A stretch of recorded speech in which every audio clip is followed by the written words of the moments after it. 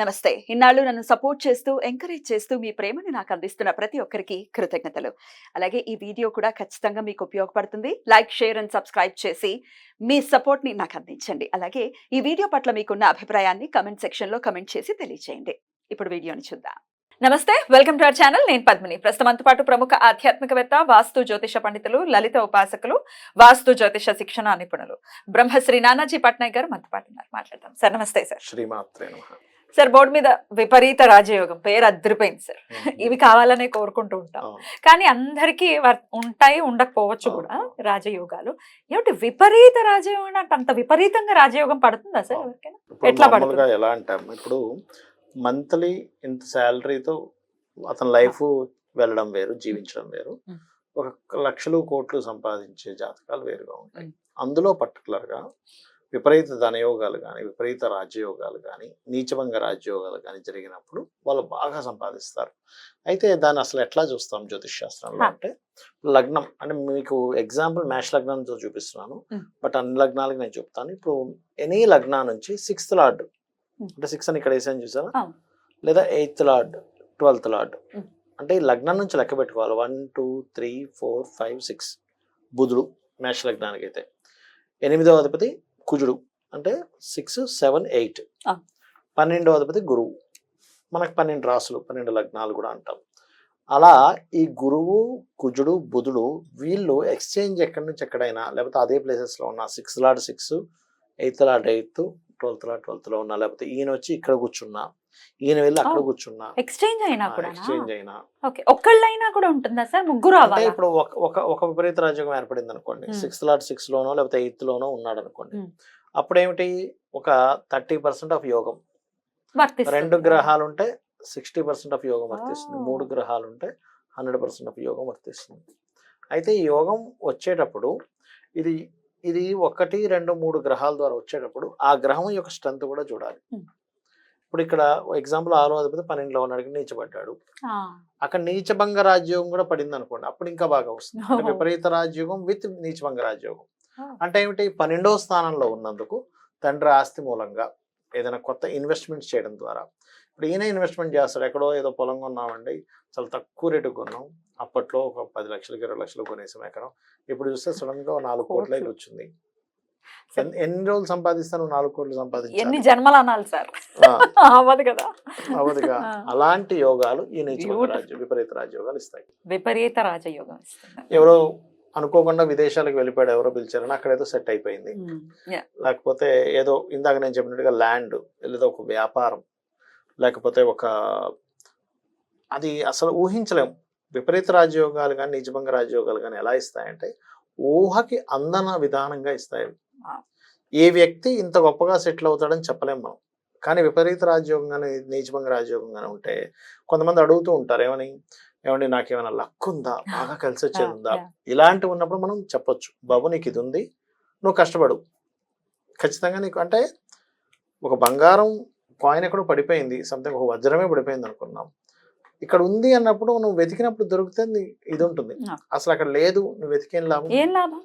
అలాగే జన్మజాతకంలో ఒక యోగం ఉన్నప్పుడు నువ్వు దాని తగ్గట్టుగా కష్టపడ్డప్పుడు ఖచ్చితంగా ఫలితం ఉంటుంది. కష్టం ఈజ్ మస్ట్.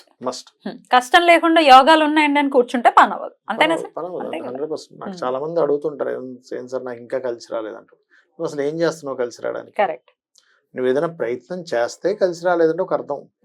నువ్వే ప్రయత్నం చేయకుండా కలిసి రాలేదంటే ఏం చేస్తాడు సార్? ఇట్లా 3 కూడా కలిసి, ఇట్లా 3 గ్రహాలు కూడా ఇట్లానే ఉండి విపరీత రాజయోగం 100% వర్తించే జాతకాలు చూసారా? చాలా చూశాను. అయితే నేనేమంటానంటే ఒకటే చెప్తాను ఎవరికైనా ఎగ్జాంపుల్. మీకు దేవతలు కూడా అమృతం సంపాదించడానికి కష్టపడ్డారు. అది కూడా ఎవరితో కష్టపడ్డారు? రాక్షసులతో కలిసి మరీ కష్టపడ్డారు. ఈ సొసైటీ కూడా అంతే. నేను వీళ్ళతో వర్క్ చేయను, వాళ్ళతో వర్క్ చేయను, అమ్మో వీళ్ళతో నేను కలవలేను అనుకుంటే నువ్వు పని చేయలేవు. దేవతలు మరి అలా కూర్చొని ఇలా మంత్రం అనుకుని అమృతం తెచ్చుకోవచ్చు. ఏకంగా విష్ణువే ఆయన సైడ్ లో ఉన్నారు. ఆయన వాళ్ళు అమృతం అదే మన క్షీరసాగర మదనం చేస్తుంటే ఆ మందర పర్వతం నిలబడలేకపోతే ఆయన కూర్మావతారంలో కిందకి వెళ్ళి ఆయన బ్యాలెన్స్ చేయడానికి కూర్చున్నాడు ఆయన.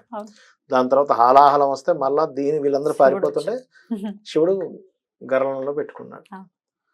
ఇలా ఎందుకు అంటే దేవతలకి రాక్షసులు కూడా కష్టపడాలి. మ్మ్. నీకు ఒక యోగం ఉంది, వాళ్ళకి తెలిసింది ఏమని, అక్కడ అమృతం ఉంది అని తెలిసింది. నీచభంగ రాజయోగం లాగా అమృతం ఉందని ఉంది. తెలిసింది. ఎంత బాగా ఉందని తెలిసింది చెప్తున్నారు. కూర్చుంటే ఎట్లా? అలా కష్టపడితే అమృతం వచ్చింది. అలాగే నీచభంగ రాజయోగం ఉందని కూర్చుంటే కాదు, నువ్వు కష్టపడితే ఈ యోగం అమృతంలా పనిచేస్తుంది. బ్యూటిఫుల్, చాలా బాగా చెప్పారు. Heart touching. అది. రైట్ సార్, ఇంకా మిగతా లగ్నాల గురించి ఇప్పుడు కూడా. ఎగ్జాంపుల్ ఈ లగ్నం అనుకోండి, వృషభ లగ్నం వృషభ వాళ్ళకి. లగ్నం అనుకోండి. అప్పుడు 6th లార్డ్ శుక్రుడు అవుతాడు, శుక్రుడు అవుతాడు. 8th లార్డ్ గురువు అవుతాడు, 12th లార్డ్ కుజుడు అవుతాడు. కుజుడు. ఈ శుక్రుడు కుజుడు గురువు 6, 8, 12s లో ఎక్కడైనా ఉన్నా మారినా అది కూడా పాప కత్తిరిలో ఉండకూడదు. అంటే ఎలాగంటే ఇప్పుడు ఎగ్జాంపుల్ ఈ లగ్నం అనుకుందాం కాసేపు. కాసేపు అనుకోని ఇక్కడ శుక్రుడు ఉన్నాడు అనుకోండి. ఈ 2 గ్రహాల మధ్యని అంటే దీనికి శనికేతుడు కలిసో లేకపోతే ఇక్కడ శని ఇక్కడ కేతు ఉండో ఇలా ఉన్నాడు అనుకోండి, ఇది పనిచేయదు. పోతుంది. ఉన్నాడు కానీ స్ట్రక్ అయి ఉన్నాడు, ఏం లాభం? అంటే ఒక కారులో వెళ్ళాం, మంచి అంబాసిడర్ కార్లో మనం వెళ్ళాం, ట్రాఫిక్ లో ఇరుక్కుపోయాం. ఆ ట్రాఫిక్ క్లియర్ అయ్యేదాకా బయటికి రాలేంగా.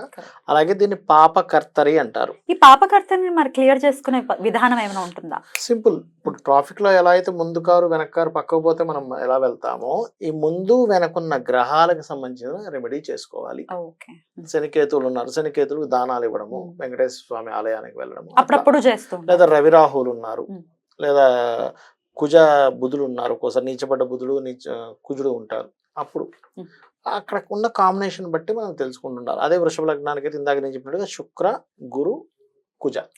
మిథునం అనుకోండి, మళ్ళీ ఎగ్జాంపుల్ చూడండి, ఇక్కడ నుంచి 6th లార్డ్ కుజుడు, 8th లార్డ్ శని, శుక్రుడు, ఇట్లా అంటే 6, 8, 12 లార్డ్స్ ఓన్ హౌసెస్ లో ఉన్న ఎక్స్చేంజ్ అయినా, అంటే ఈ కుజుడు వెళ్ళి ఇక్కడ ఉండడం లేకపోతే ఈ బుధుడు వచ్చి ఇక్కడ ఉండడం ఇట్లా తిరిగినా కూడా దాన్ని నీచ విపరీత రాజయోగము అంటారు. ఒకవేళ ఆ గ్రహాలు ఉన్నాయి 6th లోనే ఉంది, 6th లో ఉండాల్సింది, ఒకవేళ అది రెట్రోగేట్ అయి ఉండి వక్రించి ఉంటే అప్పుడు తగ్గుతుంది దాని ప్రభావం. అంటే 6th లో 50% పనిచేస్తుంది, అది 5th లో 50% పనిచేస్తుంది. 50% గా వెళ్ళిపోయింది అది. అయితే డిపెండ్ ఆన్ ప్లానెట్ బట్టి ఉంటుంది. ఎలా అంటే శని వక్రించాడు అనుకోండి, అప్పుడు ఏదైనా ఒక ప్లానెట్ వక్రించినప్పుడు వెనక్కి వెళ్ళి దేంతో కనెక్టివిటీ పెట్టుకుంటుంది ఈజ్ మోస్ట్ ఇంపార్టెంట్. అంటే ఎలా అంటే ఇప్పుడు ఇక్కడ ఒక గ్రహం ఉందమ్మా, ఎగ్జాంపుల్ ఇది వక్రించింది, ఇక్కడ ఒక సన్ ఉన్నాడు అనుకోండి, ఒక సన్ ఓన్ హౌస్ లో ఉన్నాడు, మంచి ప్లేస్ లో ఉన్నాడు, ఈ నెల కలిసినందుకు ఇది ఒక యోగం ఏర్పడింది. యోగం. అలా కాకుండా ఇక్కడ శాటర్న్ రాహు ఉన్నారు, 80 కలుస్తున్నాడు, శత్రుక్షేత్రంలో 2 గ్రహాలు ఉన్నాయి, ఆ గ్రహాలు కూడా శాటర్న్ రాహు ఇంకా పోయింది. మనము నిత్య జీవితంలో మనిషి యాక్టివిటీ చేసేటప్పుడు అతనికి ఫలితం ఎలా వస్తుందో, ప్లానెట్ కూడా అది చేసే యాక్టివిటీని బట్టే ఫలితం వస్తుంది. దీన్నే శాస్త్రంలో ఆత్మ సంబంధిన ఏ నిజసధార్మిన దశాంతర్దశాస్వేవ దిశంతి స్వదశాఫలం అంటాడు. అంటే ఆత్మ సంబంధం కలిగిన గ్రహము ఎటువంటి ఇది కలిగి ఉంది, అది ఏ మహాదశ అంతర్దశలో ఇస్తుంది, దాన్ని బట్టి రిజల్ట్ వస్తుంది అని అర్థం. అలా ఏంటంటే ఒక ప్లానెట్ ఒక దగ్గర ఉన్నప్పుడు దానికంటే ఒక ఎమోషన్ ఉంటుంది, అదొక మాట చెప్తుంది, అది మాట్లాడుతుంది. నిజం చెప్పాలంటే ప్లానెట్ నేను ఈ పని చేస్తున్నానని చెప్తూ ఉంటుంది. అది కండిషన్ ఎట్లా ఉందో చూడాలి, దాని కండిషన్ పట్టుకోవాలి. ఈ కండిషన్ బట్టి ఈ ప్లానెట్ రిజల్ట్ ఇస్తుందని ఉంటుంది ఖచ్చితంగా, అదే అర్థం చేసుకోగలగాలి. Right sir. సో ఇది విపరీత రాజయోగం. అంటే విపరీత రాజయోగం ఏమంటే మాకు ఈ విపరీత రాజయోగాలు లేవు, నీచభంగాలు లేవు, లేకపోతే గజకే అసలు యోగమే లేదండి. కానీ మాకు ఇట్లాంటి యోగవంతమైన జీవితం రావాలి అని అంటే ఈ జన్మకి సాధ్యపడదా అని అంటే వాట్ ఈస్ యువర్ ఆన్సర్? నేను ఒక విషయం చెప్తానమ్మా, యోగం లేని జాతకం అసలు భూమి మీదే లేదు. ఉంటాయి, ఏదో ఒక యోగం ఉంటుంది. 1000 చిల్లర యోగాలు ఉన్నాయి, అందులో ఏదో ఒక యోగంతో మనిషి పడతాడు. అంటే యాచకులకు కూడా యోగం ఉంటుంది? అందరికీ ఉంటుంది. ముష్టి యోగం ఉంటుంది యాచకులకి. ఓకే, అది నెగటివ్ పాజిటివ్ యోగం? ఒక యోగం అంటే యాచన ద్వారా బ్రతికే యోగం ఉంటుంది కొంతమందికి. లేకపోతే అంటే ఇక్కడ ఏంటంటే నేను అనేది ఎట్లా అంటే చెప్తాను చూడండి, ఒక వ్యక్తికి డస్ట్ ద్వారా సంపాదించే యోగం ఉంది, చెత్త ద్వారా. ఆ వ్యక్తి చెత్తలోనే ఎదుగుతారు, పెద్ద పెట్టేస్తాడు దాంట్లో. మనం అనుకుంటే ఏంటి వీడంతా చెత్త అంతా తీసుకెళ్ళి ఏదేదో తయారు చేస్తున్నాడు అనుకుంటాం. కొన్ని కోట్ల రూపాయలు బిజినెస్ చేసేవాడు ఉన్నాడు. ఎందుకు వస్తుంది అలాగంటే వాళ్ళకి ధనయోగం అనేది సాటర్న్ మార్స్ ద్వారా ఏర్పడుతుంది. అప్పుడు ఇట్లాంటివి వస్తాయి. కొంతమందికి టీచింగ్స్ ద్వారా డబ్బులు వస్తాయి, వాళ్ళ స్కూల్స్ కాలేజ్ పెడతారు.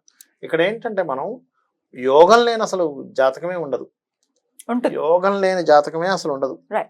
ఇట్లానే మీరు చెప్పారండి మాకున్న యోగాలు కానీ అవి ఏంటి యాక్టివేట్ అవ్వట్లేదు. దీనికి ఏమైనా సంవత్సరాలు ఉంటాయి సార్? ఇంత ఈ ఏళ్ళు చాలా మంచి క్వశ్చన్ వేశారు. ఎందుకంటే యాక్టివేట్ టైం ఉంటుంది. ఉంటుంది. అది దశ ద్వారా యాక్టివేషన్ అవుద్ది. ఓకే. కొంతమందికి గోచారం రావడం ద్వారా యాక్టివేషన్ అవుద్ది. ఓకే. దశ ద్వారా యాక్టివేషన్ అయితేనేమో సంవత్సరాల తరబడి ఎక్కువ ఇస్తుంది. కాలం ఉంటుంది. ఉదాహరణకి ఒక శుక్రుడు ఇచ్చాడు అనుకోండి యోగాన్ని 20 సంవత్సరాలు ఇస్తాడు. ఆహా. శని 19 సంవత్సరాలు ఇస్తాడు. అవును. చిన్న గ్రహాలు ఉంటాయి కొన్నిసార్లు, అంటే రవి 6 సంవత్సరాలు, ఆ 6 సంవత్సరాలు ఇస్తాడు, దాని తర్వాత తగ్గుతుంది. అట్లా ఏంటంటే మహాదశ వచ్చిందా లేదా చెక్ చేసుకోవాలి. ఆ మహాదశకి గోచారం అనుకూలించకపోతే ఒక్కొక్కసారి చూడండి కొంతమంది ఆస్ట్రాలజర్స్ ప్రిడిక్ట్ చేస్తారు, ఇప్పుడు మీకు ఈ శుక్రదశ వస్తుంది ఇంకా సూపర్ అంటారు. శుక్రదశ వస్తుంది వాళ్ళకి సూపర్ కనపడదు. ఏమిటి అంటే ఇందాక నేను చెప్పిన కండిషన్, ప్లానెట్ ఎలా ఉంది. రెండోది ఏమవుద్ది, శుక్రదశ ఒక్కోసారి రాగానే రిజల్ట్ ఇవ్వదు. ఎందుకు? గోచారం దానికి కనెక్ట్ అవ్వదు. మీరు రెడీగా ఉన్నారు ట్రైన్ ఎక్కడానికి, కానీ ట్రైన్ వచ్చే టైంకి ట్రైన్ వస్తుందిగా. మీరు రెడీగా ఉన్నారని ట్రైన్ ఆఫ్ ఫ్లైట్ రాదుగా. అలా ప్లానెట్ ఏం చేస్తుంది అంటే గోచారం అనుకూలించే వరకు ఆ దశ వచ్చినా సరే ఇవ్వదు ఒక్కోసారి. మనం ఏమనుకుంటారు, వీళ్ళు చెప్పారు శుక్రదశ బాగుంటుందని, నాకేమో కనిపించట్లేదు, అమ్మో శుక్రదశ యోగించదేమో అనుకుంటాం. ఒక 1-2 years తర్వాత యోగించడం స్టార్ట్ అవుతుంది. అంటే అక్కడ గోచారం మారింది. అంటే ఇక్కడ మనం అర్థం చేసుకోవాల్సింది ఏంటంటే పాయింట్ నెంబర్ 1, మీకు అసలు ఏ యోగం ఉంది. ఎప్పుడు ఈ నీచభంగ రాజ్యోగాలు విపరీత రాజ్యోగాలే కదా, ఏదో ఒక యోగం ఉంటుంది. ఆ యోగం మీకు ఏం చెప్తుంది, అదొక విషయాన్ని చెప్తూ ఉంటుంది. పాయింట్ నెంబర్ 2, ఆ యోగం ఎప్పుడు యోగిస్తుంది, ఎంత స్ట్రెంగ్త్గా ఉంది, ఎప్పుడు యోగిస్తుంది, అది యోగించడానికి మీరు చేయాల్సిన రెమెడీ ఏమిటి, తీసుకోవాల్సిన జాగ్రత్తలు ఏమిటి. ఒక్కోసారి ఎలా ఉంటుందంటే ఒక అవయోగము ఒక యోగము కలిసి ఉంటాయి. అప్పుడు ఆ అవయోగం మీరు ఏ కలర్ డ్రెస్ వేసుకోవడం వల్ల యాక్టివ్ అవుతుందో తెలుసుకొని ఆ కలర్ డ్రెస్సెస్ వేసుకోకూడదు, ఆ వారాల నిర్ణయాలు తీసుకోకూడదు, అటువంటి ఫుడ్ తినకూడదు. ఇప్పుడు ఒక జాతకుడితో మనం చూసా, అతనికి కందిపప్పు తింటే ప్రాబ్లం వస్తుంది. ఎందుకు? సాటర్న్ మార్స్ కలిసి ఉన్నాడు. కందిపప్పు తిన్నప్పుడల్లా ఏదో డైజెషన్ ప్రాబ్లం రావడము, మూడీ అయిపోవడం అట్లా జరుగుతుంది. ఎందుకంటే బికాజ్ ఆఫ్ మార్స్ పాడయ్యాడు, ఆ మహాదశ నడుస్తుంది అతనికి. అప్పటి నుంచి బాబు నువ్వు తినకు, దానం ఇవ్వు. ఇది కావాలంటే కందిపప్పులో వచ్చేది ఏదైతే ఉంటాయో ప్రోటీన్స్ ఎందులో వస్తాయో తెలుసుకొని సైంటిఫిక్ తిను. నేను ఇది పూర్తిగా తినదని చెప్పట్లేదు, దాని నుంచి ఏదైతే ప్రొడ్యూస్ అవుతుంది ఇంకో దానిలో వస్తుంది చూసుకో. చాలా మందికి కందిపప్పు ఇరిటేషన్ ఉంటుంది, అది గ్యాస్ ప్రాబ్లం రావటం కానీ మార్స్ తో కలిసినప్పుడు వస్తుంది, లేదా రాహుతో కలిసినప్పుడు వస్తుంది. మోస్ట్ ఆఫ్ ద పీపుల్ బుధుడు పాడేయడం అనుకోండి పెసరపప్పు, గురువు పాడేయడం అనుకోండి శనగపప్పు తింటే ఇరిటేషన్ వస్తుంది వాళ్ళకి ఎందుకో అనీజీగా ఉంటారు. అదే బాగున్నాడు అనుకోండి, అది తింటే బాగుంటుంది వాళ్ళకి. ఇది కూడా అబ్జర్వ్ చేయొచ్చు. అండ్ అప్పుడు బాగోలేని గ్రహాన్ని దానం ఇవ్వాలి, తినకూడదు మనం. దానం ఇస్తే ఆ దోషం పోతుంది. సో అట్లా ఏంటంటే రూల్స్, ఫస్ట్ కండిషన్ ఏంటి, ఎప్పుడు యోగిస్తుంది, ఎప్పుడు యోగించదు, దాన్ని ఏ దానం చేయాలి, పాపకత్తెరలో ఉందా శుభకత్తెరలో ఉందా. ప్రతి వ్యక్తికి కొన్ని ఖచ్చితంగా 10 నుంచి 20 యోగాలు ఖచ్చితంగా ఉంటాయి, ప్రతి వ్యక్తికి ఉంటాయి. అది మనం పట్టుకోవడం రావాలి, తెలియాలి, దాన్ని తెలుసుకోవాలి అని అంటే కరెక్ట్ గా అనాలిసిస్ చేసే వాళ్ళ దగ్గర ఖచ్చితంగా వెళ్ళాలి. యోగాలు ఉన్నాయి అని శుభ్రంగా చెట్టు కింద కూర్చుంటే కాదు. ఉదాహరణ చెప్పాను కదా, రాక్షసులు దేవతలే. చాలా బ్యూటిఫుల్ గా ఎక్స్ప్లెయిన్ చేశారు sir. Thank you so very much. నమస్తే. శ్రీమాత్రే నమః.